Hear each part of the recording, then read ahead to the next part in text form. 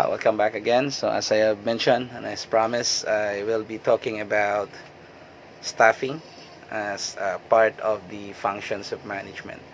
So, for today, I'm going to not the total uh, staffing as it like human resource functions is, because we have a human resource management subject that would tackle everything about HR. But what I'm going to talk about today is what is staffing and what's the importance of this function in our organization. So let me try to do some recap.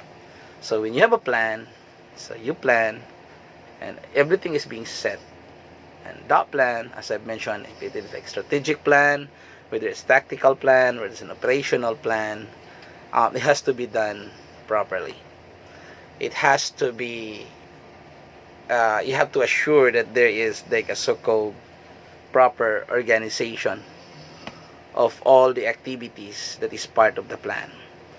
Now, after you plan, you have to organize. And once everything is organized, once everything is identified, you are now going to put someone who is going to carry on with the plan, who is going to manage the plan, and who is going to ensure that whatever activities or plan that the company had will be properly implemented. Now, that's the job of the employee. That's the job of the so-called human resource. That is staffing. So if you let me define as what we have, with our discussion, what staffing is, this refers to the continuous process of finding, selecting, evaluating, developing a worker relationship, developing a working relationship with current or future employees. So that's what staffing is. So again, it's like a continuous process. Okay.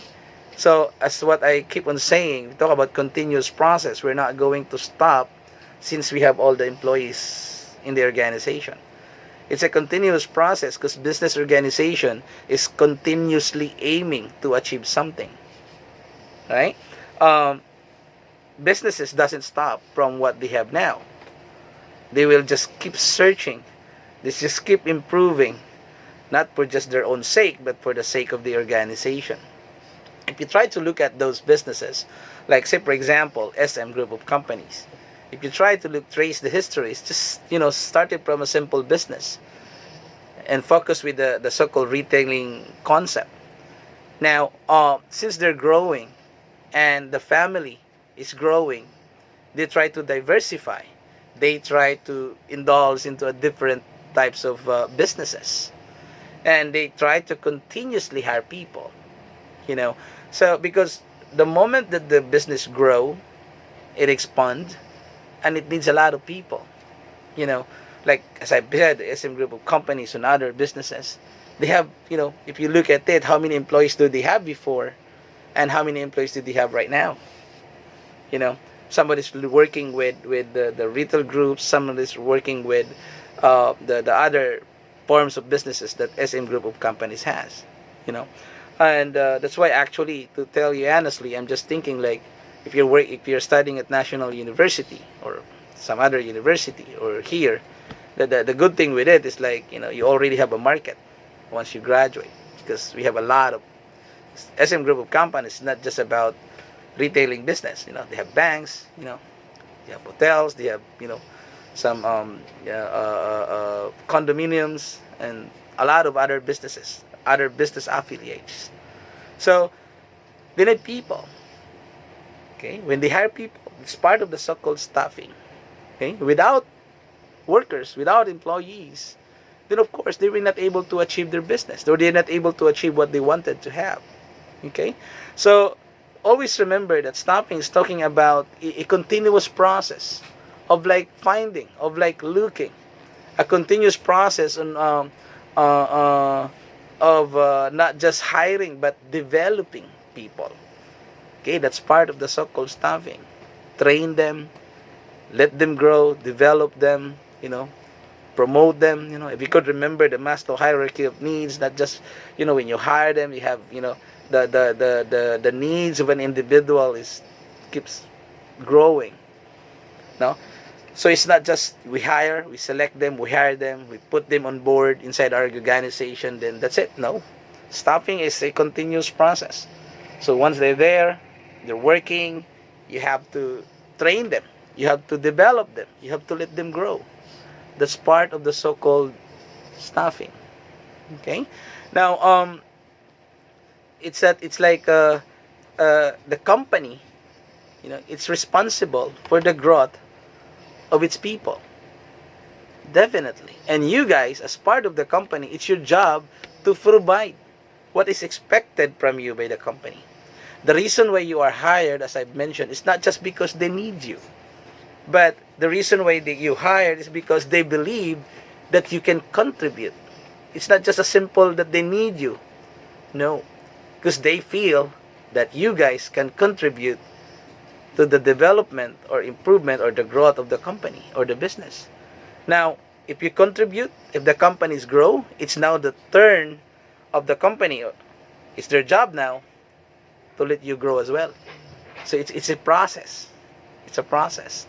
You're hired, you're trained, you're allowed to prosper, you're allowed to grow, and then the company is growing. Because if you won't grow, the company won't grow. Because you're the reflection. If you won't grow, it means that you doesn't know anything. I mean, it's like you just, being imprisoned with what you have from the beginning. But if you contribute, they will grow.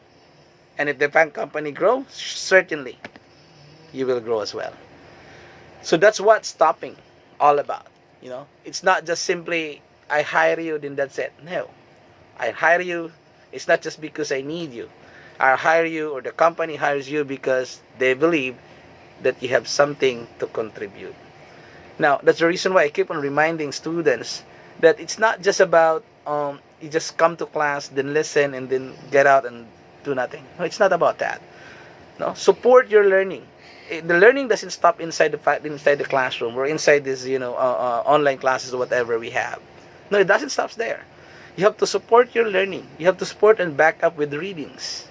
You need that. Okay. Now, so that one day when you get out from the academy, when you graduate and you look for a job, it's not difficult for you to tell the company that, hey, this is what I am, this is what I have, this is what I know. That if you gotta hire me, this is what I can contribute to the company. Because what they were looking is not just you, but what they were looking is what you can contribute to the business. Okay? Because they are looking at the company is aiming for growth. And that growth can be given by you. So that, and for that reason, you have to work for it. You have to work not on the time that you are being hired, but work for it now. Starting it now. As I keep on telling my student, if you aim to work with big companies like San Miguel, like Nestle, Procter and Gamble, or any big companies, try to learn about them now. Try to search them now. Try to, well, I would say stalker. What are this company are doing? How they train people? How they treat their people? How they let their people grow? What are they looking in an organization? What are they looking in an applicant? What are they looking in their employees? So that you can evaluate right at this moment, second year ka pa lang, first year, second year, you can now be ready that, hey, I want to work with Procter and Gamble, with Nestle Philippines, or with other companies, or like San Miguel, once I graduate. Now learn about San Miguel. Try to search about them. What are they doing? What are their mission and vision? What they wanted to have? What are they expecting from their employee? How they treat their employee? So that at least as early as now, you know who they are. And if you know who they are, when you face in the interview and you will be asked, why San Miguel? Why SM? Why Nestle? Why? Then definitely you can share. You know them. It's not just because you're a big company. I know that you're giving your employee a good perks or a good salary. No, it's not about that. But you have to align what you have with what they were looking. Okay, if if uh, if San Miguel is looking for a particular qualities, a particular characteristics to hire people, then check yourself right now. Do I have those? If you don't, develop it. They need a very good brand manager or a good brand specialist, and they have given a certain characteristics or criteria. Now, if you're a marketing student, hey, that's what they're looking for, a brand specialist. Then I should have to develop that. Now that I'm still at school, I have to have a focus of learning those particular things. And in every discussion with my faculties or inside the classroom or wherever, then I could ask some questions to improve my personality, to incur this knowledge about it. Okay? So it's not just about attending the class, but it's about what you've learned. It's not about how many you memorize. No, it's not about that. But it's all about how you apply those things that you hear and learn, inside the classroom. You have to consider those. Okay? It's not about memorization. It's just all about how you apply those things. It's about acquiring skills. It's not about memorizing things, but it's about acquiring skills. Okay? So that's stopping. It's you. Time will come. Okay? So in the next video, I'm going to talk about directing as a manager's job.